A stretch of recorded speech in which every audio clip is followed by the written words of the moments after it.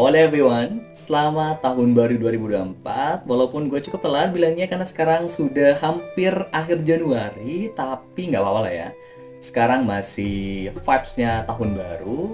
Gue bakal nge-remind nih, ada beberapa hal yang cukup menjadi perbincangan di awal tahun. Ada yang namanya evaluasi akhir tahun, ada resolusi awal tahun, ada juga yang namanya journaling. Nah, buat teman-teman tentu datang ke konten gua ini pengen lebih jauh tahu kan tentang apa itu journaling dan cara buat jurnal kayak gimana. Jadi jangan skip dari awal sampai akhir karena kalian akan mendapatkan insight baru tentunya tentang journaling. Buat teman-teman yang belum subscribe, jangan lupa subscribe karena dengan subscribe kalian channel ini akan lebih berkembang ke depannya.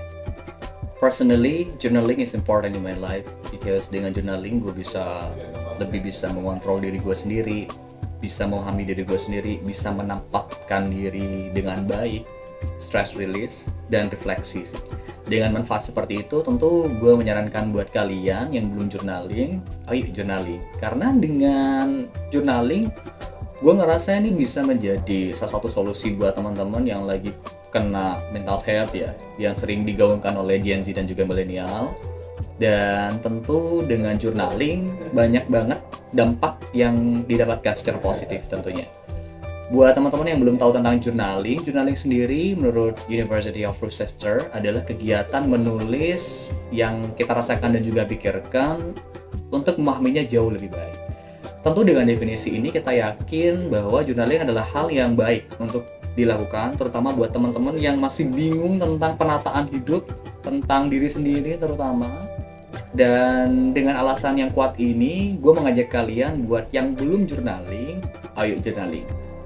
Tentu dengan momentum yang tepat, sekarang awal tahun 2024, biasanya kan anak-anak Gen Z, milenial, nunggu momentum untuk memulai ya. Mumpung momentumnya tepat, ayo kita melakukan journaling. Gue sendiri melakukan journaling itu sudah dari 2020. Sudah 4 tahun lalu, 5 tahun lalu ya kurang lebih, waktu corona. Jadi gue bakal nge-review beberapa buku yang sudah gue buat journaling dan banyak banget ya. Ini dari tahun 2020, 2021 waktu itu, dan ini dari tahun 2021 teman-teman. Ini tahun lalu 2023, ini 2022 ya tadi ya, sorry. Ini 2023 dan ini yang baru 2024. Dan gue bakal memperlihatkan cover awal biar jadi salah satu motivasi buat teman-teman. Ini waktu jurnal 2020-2021 ya.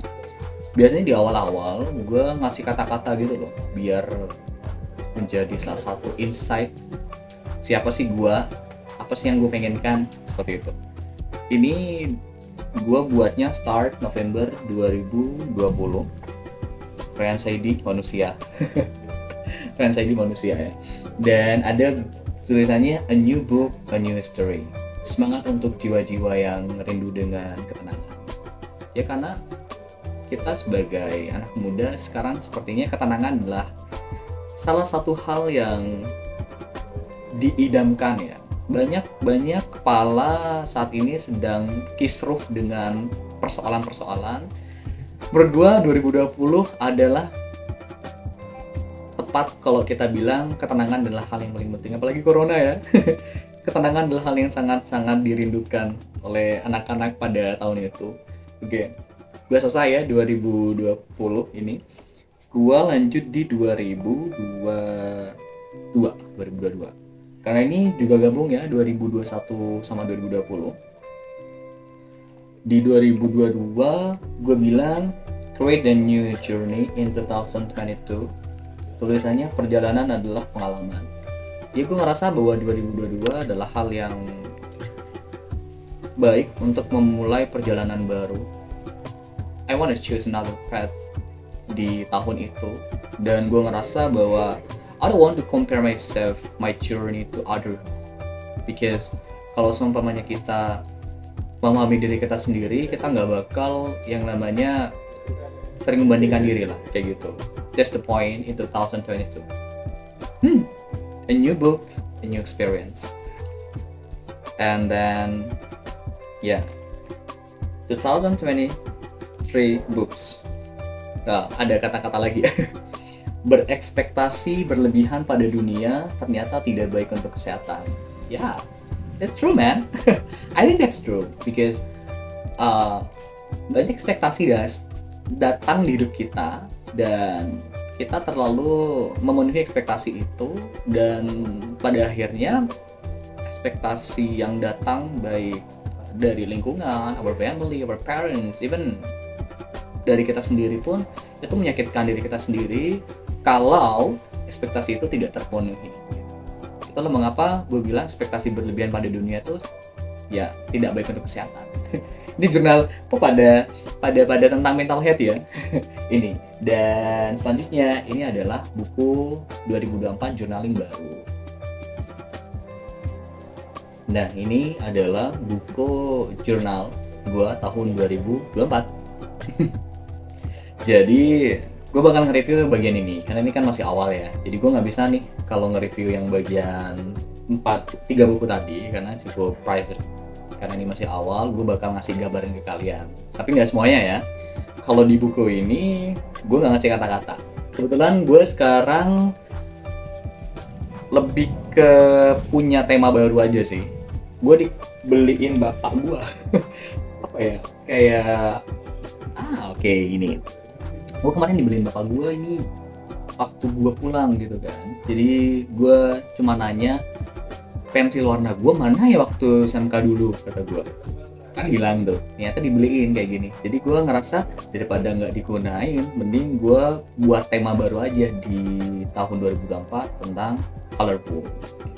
That is why di halaman setelah sampul di depan ada gambar. Kalau yang tadi nggak ada kan ya, nggak ada gambar.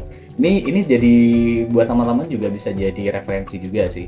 Mau kata-kata is okay, mungkin juga gambar-gambar is okay. Gue gambar-gambar aja sih, lebih ke colorful aja, biar 2024 lebih ceria. Ya, this is hope, man. Lebih ceria gitu. Gue cuma bilangnya hello, I dare untuk menghadapi tahun ini. Ya, journal break 2024.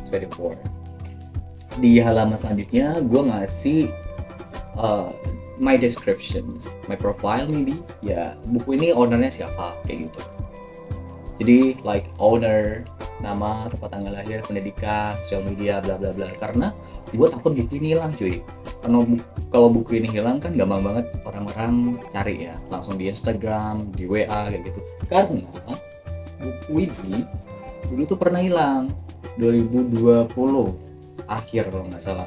Buku ini hilang, gue malah kayak wah ini buku kemana, gue bingung banget gitu kan. Nah dari situ gue mengambil evaluasi bahwa setiap buku yang gue punya setidaknya ada nama dan juga kontaknya aja, biar kalau hilang orang yang nemuin tuh bisa nyari gitu ya. Ya itu sekedar saran aja sih buat kalian gitu. And then tada, welcome 2024. Jadi gue di jurnal 2024 ini ada yearly, monthly, weekly, dan ada beberapa hal yang gue jadikan poin pentingnya. Gue bakal tutup ya. This is my resolution in 2024. I'm sorry for that.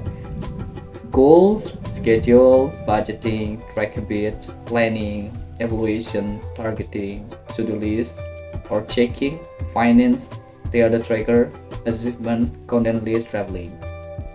Kurang lebih ada 13 poin penting di dalam jurnal bagi gua. Tapi ini tergantung referensi sih. Tapi gue sendiri ada 13 untuk tahun ini. Buat kalian kayak yang nggak penting ini mas, kayak to-do list, it's okay, hapus aja gitu. Atau achievement nggak penting karena bagi gue achievement bla bla bla, it's okay, hapus aja. Ini kan kalau kita ngejurnal itu tergantung dari sisi kebutuhan teman-teman. Ya gitu ya. And then ini resolusi. Gue terbiasa dengan resolusi. Maybe I have resolusi di tahun gitu ya, kayak resolusi tahun. What is that? I mean like resolusi awal tahun gitu, dan resolusi awal bulan juga ada. Ini kurang lebih ada 15 resolusi, cuman gue blurin biar gak kelihatan. This is privacy, man. Lebih ke malu aja sih kalau semuanya gak kecapai ya, bukan ke privacy banget. Ini resolution checking ya, ketika ada resolusi dari 15 itu ada yang ke list satu misalnya, gue cek aja gitu. Kalau dulu kan cuma serba hitam putih, sekarang gue kayak memanfaatkan pensil warna ini biar lebih berguna.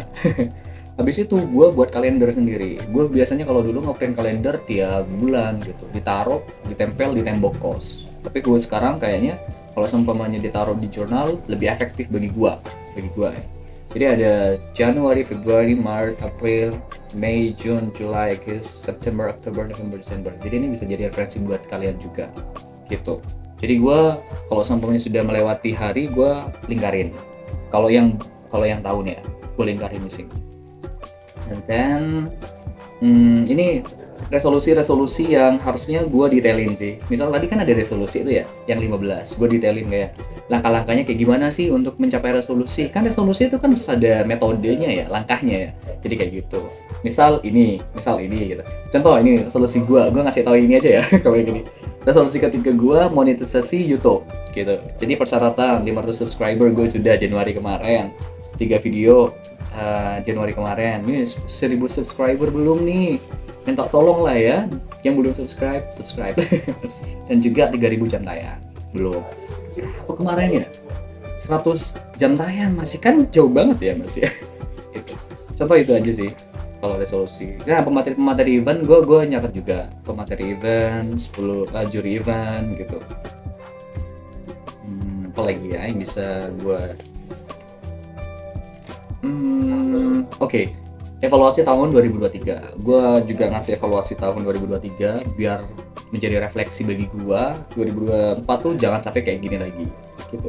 Ya berguna lah ya, apa namanya, pensil warna ini. Kayak gitu. And then ini di awal bulan Januari 2024. Jadi gue kayak buat page baru gitu loh, biar lebih kayak ada sekatnya aja kayak gitu. Jadi isinya tuh ada kalender, ada weekly, budgeting, to-do list, traveling, finance, triade tracker, achievement, content list. Langsung aja.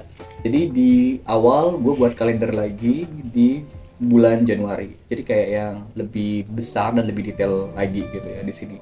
I mean dengan hal ini gue lebih spesifik aja sih tentang bulan. Kalau yang tadi kan lebih kecil-kecil ya. Jadi kalau seumpamanya di sini tuh lebih, kalau semuanya sudah tercapai, gue X aja. What is X? Coret aja kayak gitu. Nah di sini di bawahnya kalender itu gue ngasih catatan bulanan. I mean kayak ada kegiatan-kegiatan kayak kemarin reuni Fox, alumni mengajar, balik ke Jember, diklat, bla bla bla lah gitu.